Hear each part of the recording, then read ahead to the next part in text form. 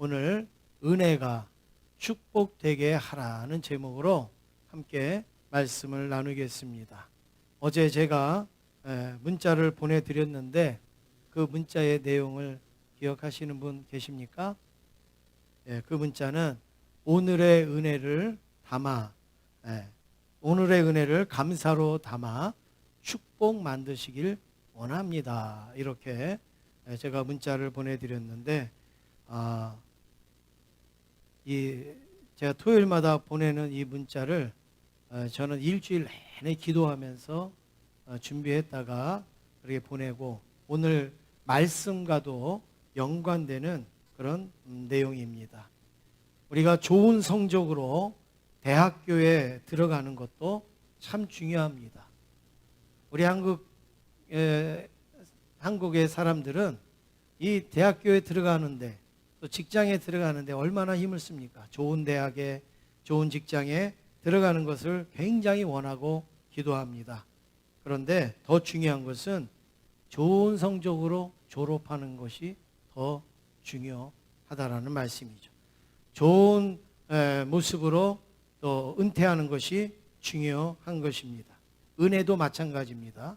우리는 은혜 받는 걸 너무 귀하게 여기고 좋게 여기지만 은혜 받는 것보다 더 좋은 게 중요한 게 은혜를 축복으로 여기는 것을 우리가 중요시 여겨야 됩니다. 그래서 설교 시간에 맞지 않는 말 같지만 이런 경우와 아주 잘 어울리는 말이 있습니다. 선무당이 사람 잡는다. 이런 말이 있죠. 선무당이 사람 잡는다. 무당도 제대로 되지 아니한 무당은 사람을 잡고 일을 그르치고 그리고 망친다라는 것을 보여주는 우리나라 옛말입니다. 뭐든지 제대로 못하면 똑바로 못하면 오히려 안 하니만 못하고 하지 아니한만 못하다 이거죠. 어설프게 알고 대충 알고 그리고 어렴풋이 적용을 하면 우리에게는 낭패가 온다라는 것을 말씀하고 있습니다. 은혜도 마찬가지입니다. 은혜도 어설프게 받고 은혜도 대충 받고 그리고 은혜도 이렇게 우리가 연약하게 받으면 그리고서 그것을 축복으로 바꾸질 못하면 어떻게 됩니까? 흉내만 내면 오히려 하나님의 영광을 막을 수가 있고 하나님의 영광을 그르칠 수가 있어요. 은혜를 받았다고 하는 사람이 하나님의 영광을 가리우는 일들이 우리 주변에 많이 있지 않습니까? 그래서 유명한 영국의 그 설교자 스펄전 목사님은 이런 책을 썼습니다. 은혜가 전부가 되게 하라. 할렐루야. 은혜가 전부가 되게 하라. 은혜 잠깐 받아놓고 대충 받아놓고 얼렁뚱땅 받아놓고 그리고 내 멋대로 사는 게 아니라 은혜가 내 인생의 전부가 되게 하라. 이게 이 말씀의 내용인데 제가 여기에 힌트를 얻어서 오늘 본문의 제목을 은혜가 축복되게 하라 이렇게 말씀을 준비했습니다. 첫 번째로 야곱의 7년 은혜를 우리는 살펴보기를 원합니다. 야곱처럼 객지 생활을 많이 한 사람이 아마 있을까? 여러분 중에서도 객지 생활 많이 하신 분이 계시겠지만 아마 야곱하고는 비교가 안 될 거예요. 야곱이 130년을 사는 동안에 어렸을 때 부모님 밑에서 잠깐 부모님 밑에서 있었고 그 다음에는 어떻게 합니까? 형을 피해서 이제 삼촌의 집으로 가잖아요. 그리고 삼촌의 집에 가서도 약 20년 동안을 이제 거기서 마치 머슴과 같이 거기서 지내지 않습니까? 그리고 삼촌 집에서도 쫓겨나다시피 나와가지고 이제 형 에서를 피해서 또 도망 다니다가 그리고 이제 세겜이라는 땅에 우연치 않게 이제 정착을 해서 이제 거기에 머물렀는데 자기의 딸 디나가 세겜 사람들한테 이제 욕을 보이고 욕을 당하고 그 다음에 그 아들들이 그 사람들을 죽임으로 인하여서 살인자가 되고 그래서 야곱은 또 짐을 싸들고 도망을 가야 되고 그렇게 떠돌이 생활을 해야 되는데 마지막에 말년에 가서는 어떻게 됩니까? 이제 요셉이 애굽의 총리로 가 있을 때, 땅에 기근이 들어서 먹을 게 없을 때 온 이 야곱의 그 가족들이 전부 애굽으로 이주해서 그 낯선 땅에 가서 이제 살다가 거기서 인생을 마감을 하지 않습니까? 그러니까 야곱은요, 어떻게 보면 떠돌이로 시작해서 떠돌이로 살다가 마지막에 떠돌이로 묻혀서 죽는 그러한 인생을 살았습니다. 그래서 오죽하면 야곱이 바로 앞에 자기의 인생을 한마디로 뭐라고 표현합니까? 나그네 인생입니다. 나는 나그네 인생입니다. 험악한 세월을 살았는데 나는 나그네 인생입니다. 이렇게 말했습니다. 그런데 그렇게 떠돌이로 살았어도 야곱도 행복할 시간이 있었어요. 야곱도 행복한 순간이 있었습니다. 은혜롭던 시절이 있었습니다. 힘이 들어도 힘든지 모르고 바빠도 바쁜지 모르고 정신없이 기쁘고 즐겁게 산 날이 있었어요. 그게 언젠가 야곱이 결혼하기 바로 전에. 야곱이 결혼하기 전에 정말 야곱은 너무 행복했어요. 아마 이 자리에 계신 여러분들이 그럴지도 몰라요. 나도 그랬어. 나도 결혼하기 전에 행복했었어. 나도 결혼하기 전에 너무 좋았었어. 여러분 그렇게 생각하지 마세요. 지금 같이 계신 분도 너무 귀한 분이고 너무 좋으신 분입니다. 근데 이 야곱이 결혼하기 전에 너무 행복했는데 창세기 29장 20절에 보면 이렇게 말씀합니다. 같이 읽겠습니다. 시작. 야곱이 라헬을 위하여 7년 동안 라반을 섬겼으나 그를 사랑하는 까닭에 7년을 며칠같이 여겼더라. 지금 이게 야곱이 지금 결혼하는 그 과정을 말씀하지 않습니까? 야곱이 삼촌 라반의 집에를 갔더니 거기 눈에 탁 들어오는 여인이 있었어요. 누구예요? 라헬. 라헬이라는 라반의 둘째 딸이 너무너무 마음에 드는 거예요. 그래서 삼촌에게 이제 이렇게 얘기합니다. 삼촌, 저 라헬을 나의 아내로 주십시오. 그랬더니 이 삼촌이 세상에 믿지는 장사가 어디 있습니까? 어떻게 키운 딸인데 하루아침에 지금 아무 직도 하나 없고 직장도 하나 없는 야곱에게 자기 딸을 줄 바보가 어디 있어요? 그러니까 너 여기서 7년 동안 열심히 일해. 그러면 7년 끝나면 라헬을 네 아내로 줄게. 그 말 한마디 믿고 이 야곱이요, 정말 머슴처럼 소처럼 정말 무식하게 몸 가리지 않고 자기 생활 가리지 않고 7년 동안을 너무너무너무 열심히 일을 하면서 삼촌을 섬겼어요. 그런데 이 7년 동안을 어떻게 여겼다고요? 며칠같이 여겼다. 며칠같이 여겼다. 사람은 너무 좋으면 시간이 빨리 가요. 그런데 너무 싫으면 시간이 잘 안 가죠. 좋은 사람하고 있으면 시간이 빨리 가는데 그렇지 아니한 사람하고 있으면 시간이 너무 안 가게 되죠. 근데 이 야곱은 그 7년이 며칠같이 여겼다는 거죠. 나 며칠밖에 안 지난 것 같은데 벌써 7년이 지났어요. 여러분 왜 그렇습니까? 왜 이렇게 며칠같이 안 여겼을까요? 사람은 사랑하면 지루하지가 않습니다. 사랑하면 지겹지가 않습니다. 사랑하면 시간도 금방금방 갑니다. 사랑하면 힘도 안 듭니다. 사랑하면 어려움도 없어요. 또 난관도 극복하게 되어지고 하게 되는 것이죠. 그런데 사랑하지 아니하면 아무것도 아닌데 힘든 거예요. 사랑하지 아니하면 어려운 거예요.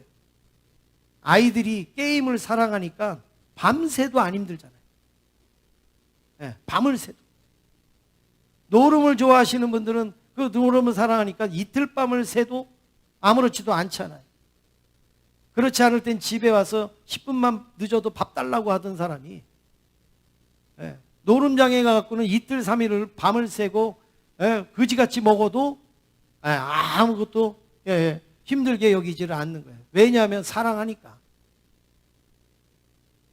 하나님 앞에 예배도 마찬가지 아닙니까? 예배를 드려도 어떤 사람은 힘들어요. 어떤 사람은 벌써 예배가 다 끝났어 여겨질 수가 있어요. 어떤 사람은 아우 예배 날이 왜 이렇게 안 돌아오지?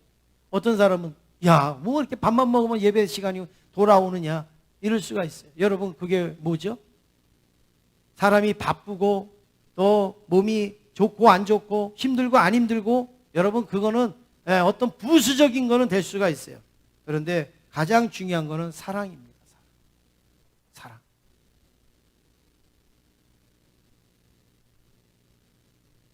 제가 아는 어떤 분은 서울에 있고 그 목사님인데요. 그리고 그 아내 사모님 되시는 분은 부산 사람이에요.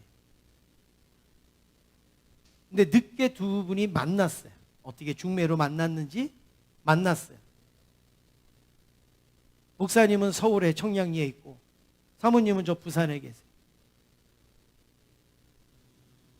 그런데 데이트 하더라고요. 공부하기도 바쁘고 교회 일하기도 바쁘고 그런데요. 부산하고 서울이 그게 좋은 뭡니까? 근데요. 데이트해요. 호피 흘려가면서 데이트하더라고요. 네. 그렇다고 교회 일 소홀히 하지 않고 얼마나 열정이 있고 뜨겁게 지금 저 부산에서 노회장도 하고 그러시는 분인데 연애를 하는데요. 뭐 거리가 문제가 아니더라고요. 거리가 문제. 왜 그럴까요? 사랑하니까. 사랑하면 다 초월하는 겁니다. 다 초월해. 지금 야곱이 이 라헬을 얼마나 사랑했는가 하면 7년 동안 소같이 일을 해도 그 며칠 지난 것처럼 여겼다 이거예요. 그리고 이제 7년이 됐습니다. 그래서 이제 라헬하고 결혼을 합니다. 그리고 이제 그 다음날 아침에 딱 일어나서 보니까 옆에 라헬이 있는 게 아니라 누가 있어요? 레아가 있는 거예요. 레아. 레아는 라헬의 언니예요. 언니. 언니가 자기 옆에 있는 거예요. 너무 놀라가지고 이제 야곱이 삼촌한테 따집니다. 삼촌, 라헬을 달라고 그랬지. 내가 라헬 때문에 7년을 내가 일했는데 레아를 보내주면 어떡하냐고 그랬더니 삼촌이 이렇게 말합니다. 야, 언니도 시집 못 가고 있는데 동생부터 어떻게 보내냐. 그러니까 내가 레아를 너한테 먼저 줬다. 그러면 어떡합니까? 그러면 너 라헬을 원하면 7년만 더 기다려. 그러면 라헬을 줄게. 그때 야곱이 7년을 더 기다립니다. 14년인 거예요. 14년. 라헬 이 여인 하나를 위해서 14년을 이 야곱이 기다리는 거죠. 또 소처럼 일합니다. 또 머슴처럼 일합니다. 그런데도 성경에 야곱이 힘들었다고 말한 적이 없어요. 야곱이 속상하다라고 한 적이 없어요.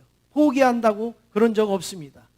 오히려 그때 야곱은요, 하나님이 축복을 주시는 많은 것들을 준비해 놓고 계신 거예요. 어마어마하게. 나중에 야곱하고 라반하고 헤어질 때 보니까 야곱의 양이 더 많은 거예요. 야곱의 염소가 더 많은 거예요. 그냥 일한 게 아니에요. 그냥 소처럼 일한 게 아니라 하나님께서는 그걸 통하여서 야곱에게 어마어마한 축복을 예비하여 주셨고 준비하여 주셨다라는 말씀입니다. 야곱이 라헬을 기다리기 위해 7년, 또 라헬을 기다리기 위해 또 7년.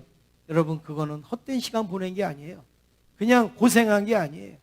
하나님으로부터 축복을 받을 수 있는 그런 탄탄한 준비를 갖춘 시간이 바로 그 7년이었던 것을 우리가 기억하게 됩니다. 두 번째로 요셉의 7년 은혜가 있습니다. 오늘 본문에 요셉이 나옵니다. 이 요셉이 애굽의 왕 바로 앞에 딱 섰습니다. 왜 갔는가? 바로 왕이 꿈을 꿨는데 그 꿈이 뭔지 그리고 그 꿈이 무슨 뜻인지 알지도 못하겠고 해석도 안 되는 거예요. 그러니까 이 바로 왕이 얼마나 답답하겠어요. 얼마나 궁금하겠어요.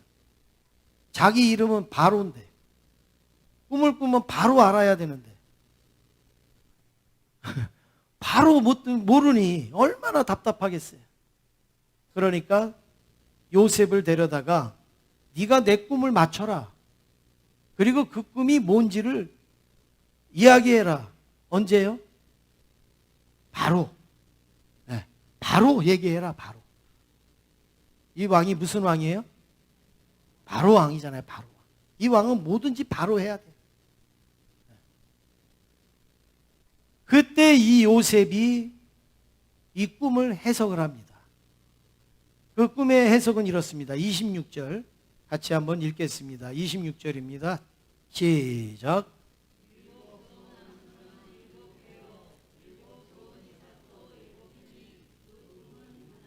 예, 꿈속에 두 가지 꿈을 꾼 거예요. 하나는 7 좋은 암소가 쫙 나오더니 7 좋은 이삭이 또 쫙 나오는 거예요. 야, 이 7 아주 투실투실한 암소, 그 다음에 아주 꽉 찬 그 이삭이, 7 이삭이 쫙 있는 거예요. 이게 뭘까? 이게 뭘까? 좋은 암소, 좋은 이삭, 이것은 풍년을 말하는 거예요. 풍년.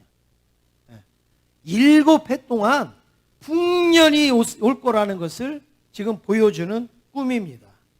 그 다음에 27절 우리 같이 읽겠습니다. 27절입니다. 시작.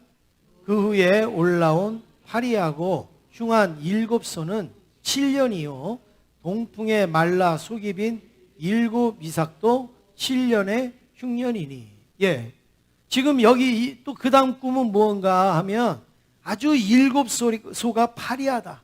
아주 삐쩍 말라가지고 정말 서 있기조차 힘든 그러한 소. 그 다음에 아주 속이 마른 그 이삭. 예, 이게 그 7해 동안의 흉년. 그러니까 여기에 흉한 소 빈 이삭은 7년 동안의 흉년을 이야기하는 그런 꿈입니다.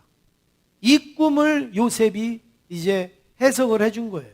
왕이시여, 7년 동안 이 애굽에 풍년이 있을 겁니다. 놀라운 풍년이 있을 겁니다. 그런데 7년 후에는 흉년이 있을 겁니다. 흉년. 그런데 이 이야기를 들은 왕은 여러분 얼마나 불안하겠어요. 풍년이 오면 좋죠. 풍년이 오면요, 뭐 일 못해도요 그냥 그 나라 7년 동안 갈 수가 있는 거예요. 근데 흉년이 왔을 때 어떻게 백성들을 먹여 살리냐 이거예요. 1년도 아니고 7년 6년을 오면 다 굶어 죽을 텐데 이거 어떻게 하는지 바로 왕은 아주 큰 근심이 된 거죠. 그럴 때에 이 요셉이요 대책을 보여줍니다. 대책을 이야기합니다. 크게 두 가지의 대책을 알려주는데 첫 번째는 일꾼을 잘 선택하십시오. 일꾼을 잘 선택하십시오. 33절 함께 읽겠습니다. 시작. 이제 바로께서는 명철하고 지혜 있는 사람을 택하여 애굽 땅을 다스리게 하시고. 예, 어떤 사람을 택하라고요? 명철하고 지혜 있는 사람을 택하여 애굽 땅을 잘 다스리게 하소서. 여러분, 오늘날에도 마찬가지입니다. 일꾼을 잘 뽑아야 됩니다. 나라의 일꾼이든 교회의 일꾼이든 어디의 일꾼이든 일꾼을 잘 뽑아야 됩니다. 뭘 보고 일꾼을 뽑으십니까? 여러분들은 어떻게 일꾼을 뽑으십니까? 같은 학교에서 일꾼을 뽑으십니까? 같은 지역 사람이라서 안면이 있다고 일꾼을 뽑으십니까? 같은 방향에 있다고 일꾼을 뽑으십니까? 여러분, 우리의 현실은 나랑 같은 지역 사람이라고 잘 살게 하는 게 아니잖아요. 오늘 여기에 요셉이 말하는 게 뭐예요? 명철해야 된다. 지혜가 있어야 된다. 풍년이 들 때는요, 명철하지 않아도 다 갈 수 있어요. 그런데 흉년이 들었을 때 명철하지 않고 지혜롭지 아니하면 어떻게 그 난간을 가져갈 수 있냔 말이에요. 어떻게 끌고 갈 수 있느냐예요. 그리고 명철하고 지혜로운 사람은 풍년이 왔을 때 함부로 쓰지 않겠죠. 함부로 퍼주지 않겠죠. 그거를 잘 관리하고 활용했다가 흉년이 왔을 때, 어려운 일이 왔을 때 그게 잘 백성들한테 나눠주지 않겠습니까? 그게 명철하고 지혜로운 거예요. 그런 일꾼을 뽑으라는 거예요. 사업도 마찬가지입니다. 장사도 마찬가지입니다. 일꾼을 잘못 두면요, 열심히 내가 일하고 노력해도 다 뒤로 새지 않습니까? 나라도 마찬가지입니다. 일꾼을 잘못 두면 그 나라가 망하는 것은요, 올라가는 것은 어렵지만 나라가 망하는 것은요, 하루아침입니다. 하루아침. 금방입니다. 나라가 힘을 써야 되는데 힘을 쓰고, 나라가 하나 되는데 하나 되고, 그리고 나라가 노력하는 곳에 노력을 해야지 나라가 부강할 수 있는데, 필요 없는데 힘을 쓰게 되고 낭비하게 되고 그냥 두 쪽, 세 쪽 나눠져서 나라가 움직여지면 여러분 그 나라가 무슨 장래가 있겠습니까? 그래서 여러분 기도하셔야 돼요. 나라에 일꾼을 세울 때, 지금 우리 한국도 이제는 우리가 성숙해야 됩니다. 일할 수 있는 일꾼을 뽑아야죠. 제대로 된 일꾼을 뽑아야죠. 명철하고 지혜로운 일꾼을 뽑아야죠. 진짜 그 사람이 어떤 생각을 갖고 있는지, 어떤 중심이 있는지, 어떤 마음의 자세가 있는지, 자기 하나 잘 먹으려고 하는 건지, 아니면 정말 나라를 위해서 헌신하는 사람인지를 잘 보고 뽑아야 되지 않겠습니까?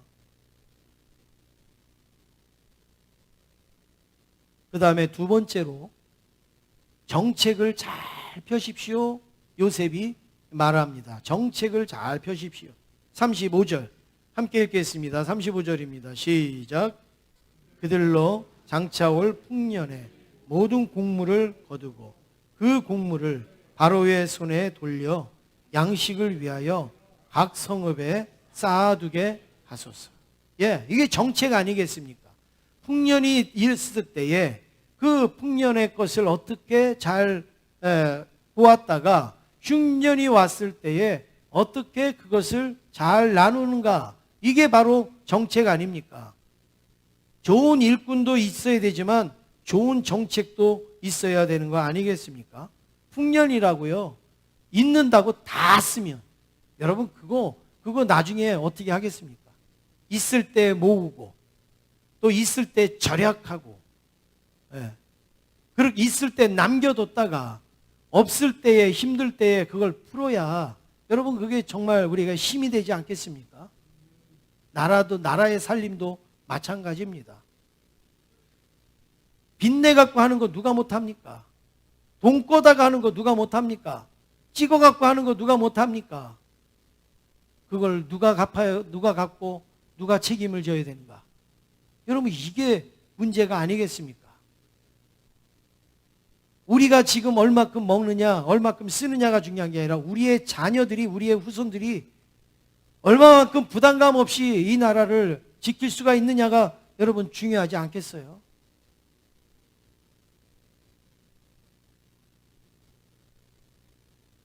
요셉은 꿈에 대한 해석만 한 것이 아니라 극복할 수 있는 방법까지 바로에게 다 알려줬어요. 그래서 이런 사람을 뽑아서 정책을 세우십시오 그랬더니 이 바로 왕이 뭐라 그랬냐면, 그러면 네가 해라. 요셉 보고 하라. 그래서 요셉을 총리로 세우게 됩니다.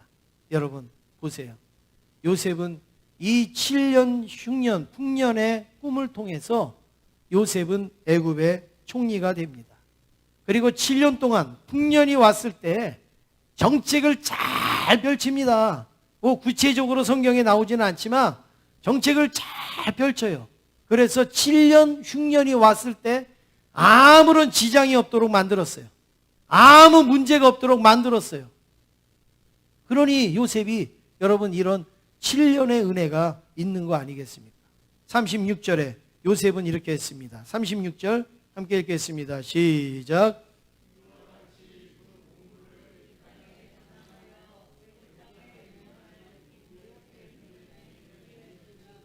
땅이 이 흉년으로 말미암아 망하지 아니하리이다. 잘 이것을 이제 저장을 했어요. 그리고 그것을 흉년 기간 동안 이제 잘 사용했습니다. 이것으로 인해서 요셉은요, 아주 애굽에서 인정받는 그런 총리가 됐습니다. 여러분, 이 요셉에게 이 7년은요, 바로 은혜의 시간이었다. 하나님으로부터 은혜를 받는 엄청난 그런 시간이었어요. 그러면 이제 중요한 건 뭐냐? 이 7년 은혜로 끝나면 여러분 뭐가 좋겠어요? 평생 축복이 돼야죠. 세 번째로 우리가 살펴볼 때 평생 축복을 살펴보겠습니다. 야곱이나 요셉은 7년의 그 은혜를 경험을 했습니다. 그런데 그 7년보다도 더 큰 그 축복이 평생도록 따라다녔어요. 그래서 야곱이요, 이 7년을 기다려서 낳은 그 아들들이 이스라엘의 12지파가 되잖아요. 그래서 아주 복의 근원이 되지 않습니까? 또 요셉은 어떻습니까? 자기가 애굽에서 인정을 받음으로 인하여 아버지와 형제들이 애굽에 이주하여서 와서 400년 동안을 애굽에서 살도록 그렇게 기회를 얻습니다. 여러분, 이게 요셉이 인정받지 못하면 이런 일이 일어났겠습니까? 수백 년에 걸쳐서 이런 축복을 요셉을 통하여 받았다라는 것이죠. 그렇습니다. 우리가 은혜를 받는 거 중요합니다. 그런데 은혜로 그치면 평생 축복은 누릴 수가 없는 것이죠. 분명 은혜가 축복되게 해야 되는 거예요. 은혜가. 이걸 잘 모르는 사람들이 많습니다. 은혜만 받으면 끝인 줄 알아요. 나 은혜 받았어. 나 그때 은혜 받았어. 나 그때 말씀 통해서 은혜 받았어. 나 그때 기도 통해서 은혜 받았어. 나 그때 내가 병에 치료받으면서 내가 은혜 받았어. 그 다음에는 뭡니까? 그 다음에 어떻게 된 거예요? 축복으로 가야 되잖아요. 축복으로. 그 은혜가 축복돼야지 되는 거 아니겠습니까? 근데 우리 한국교회 성도들 보면 은혜 받은 사람은 많은데 그게 축복으로 연결된 거는 별로 없단 말이에요. 그때 은혜 받았는데 아유 지금은 현찮아. 지금 그때 은혜 받았는데 지금은 뭐 엉터리야. 이러는 분들이 너무 많잖아요. 무거운 문제가 해결되는 은혜를 입었습니까? 그러면 감사함으로 축복에 이르게 해야지 않겠습니까? 내 몸에 그 질병이 치료의 은혜를 입었습니까? 그러면 더 강건해서 축복에까지 이르게 돼야 되지 않겠습니까? 우리의 자녀들이 하나님의 은혜로 길이 쫙 열렸습니까? 그러면 그 길을 통하여서 하나님 앞에 순종하고 헌신함으로 축복에 이르게 해야 되지 않겠습니까? 우리 아이가 대학에 입학했습니다. 그렇게 감사한금 내시는 분은 있는데 좋은 성적으로 졸업했습니다. 감사한금 하시는 분은 별로 없단 말이에요. 헌금 내시라는 말씀이 아니라 이제 우리의 의식이나 생각을 바꿀 필요가 있다는 말이에요. 은혜 받는 데만 우리가 힘을 쓰는 게 아니라 그 은혜가 축복이 되도록 우리의 마음과 우리의 심령이 준비가 될 필요가 있다는 것이죠. 그래서 고린도전서 3장 10절에 보면 바울이 이런 고백합니다. 내게 주신 하나님의 은혜를 따라. 내게 주신 하나님의 은혜를 따라. 은혜를 받은 걸로 끝나는 게 아니에요, 지금.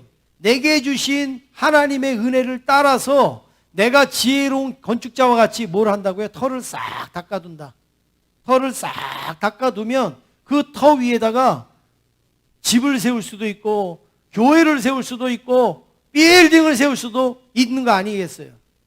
지금 바울은 그걸 고백합니다. 내게 주신 하나님의 은혜를 따라. 이걸 우리가 고백하길 원합니다. 저에게 주신 하나님의 은혜를 따라 우리도 터를 닦고 거기다가 뭐든지 세울 수 있도록 그런 축복을 준비할 수 있는 저와 여러분 되기를 원합니다. 우리 자녀들한테도 내가 그때 은혜 받았거든. 내가 그때 하나님의 응답을 받았거든. 내가 하나님께서 그때 나에게 그런 은혜를 주셨거든. 그런데 지금은 뭐냐 이거예요. 그러니까 자녀들이 그거를 동의하지 않는 거예요. 그 은혜가 지금 축복의 삶으로 연결이 되어지고 이어져야지 자녀들이 역시 은혜를 받아야 되는구나. 역시 그 은혜로 내가 축복을 누려야 되겠구나. 그런 도전을 갖지 않겠습니까? 맨날 우리 어머니는 은혜만 받았대. 맨날 하나님의 응답만 받았대. 근데 하는 거 보면 그 다음에는 아무것도 없는 거예요. 바울은 내게 주신 하나님의 은혜를 따라 살았다고 말합니다. 여러분, 이것이 축복을 누리는 바로 성도의 삶인 줄로 믿습니다. 아까 우리가 찬송을 부르지 않습니까? 은혜 아니면 살아갈 수가 없네. 근데 여기서 멈추는 거예요. 나 은혜 받았어. 그리고 거기서 멈추는 거예요. 은혜가 목적이 아닙니다. 여러분, 우리가 은혜 받는 게 목적이 아니라 은혜를 따라서 축복을 받는 게 목적이에요. 은혜를 따라서 축복이 나타나게 하는 게 우리의 목적이라는 것이죠. 지금까지 우리 한국교회를 보시면 전부 은혜 받아라, 은혜 받아라, 은혜 받으라만 외쳤습니다. 그런데 이제 한국교회는 은혜를 받은 것으로 축복이 흐르도록 해야 된다라고 외쳐야 됩니다. 계속 축복되는 삶을 살라라고 외쳐야 됩니다. 은혜도 받기만 하면 어떻게 됩니까?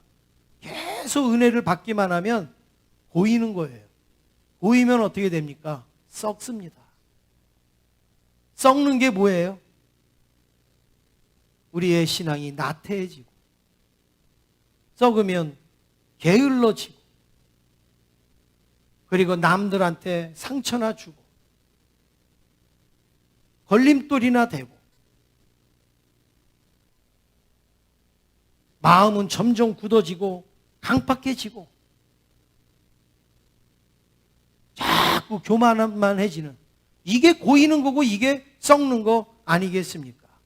예수님도 오죽하시면 마가복음 14장 21절에 그 사람은 차라리 나지 아니하였더라면, 이렇게 말하잖아요.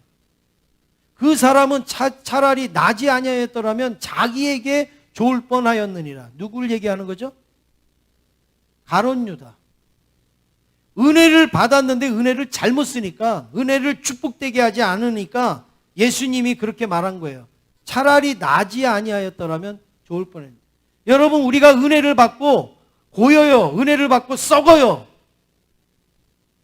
그래서 다른 사람의 걸림돌이 되고 상처를 주고 게으르고 나태하고 교만하고 내 마음이 강팍해지면 예수님이 가룟 유다에게 했던 얘기를 우리한테 안 하시겠습니까? 그렇습니다. 은혜를 받을수록, 우리가 은혜를 입을수록 더 많이 사랑할 수 있기를 간절히 원합니다. 은혜를 받을수록 더 열심을 내실 수 있기를 원합니다. 은혜를 받을수록 더 뜨거워지기를 원합니다. 은혜를 받을수록 믿음의 그릇도 더 커지길 원합니다. 은혜를 받을수록 하나님이 주신 은사와 달란트도 썩히지 않고 열심히 사용하시기를 간절히 원합니다. 은혜를 받을수록 주변 사람들과 더 잘 지내시기를 원합니다. 은혜를 받을수록 예전보다, 은혜 받기 전보다 더 많이 기도하시기를 원합니다. 7년이 중요한 게 아닙니다. 10년이 중요한 게 아닙니다. 받은 은혜를 축복되게 만드는 것이 중요하다라는 말씀입니다. 이제는 은혜가 축복된 것을 고백하는 저와 여러분 되기를 원합니다. 은혜 받은 거 이제 고백하지 마세요. 은혜 받은 게 아니라 은혜 받은 것을 어떻게 축복으로 이루어갔느냐, 축복으로 연결시켰느냐를 고백을 해야 되죠. 우리나라에 은혜 받은 사람은요, 세고 셌어요. 그런데 은혜가 축복된 사람은 몇 명 안 된단 말이에요. 이제는 우리도 차별화가 돼야 돼요.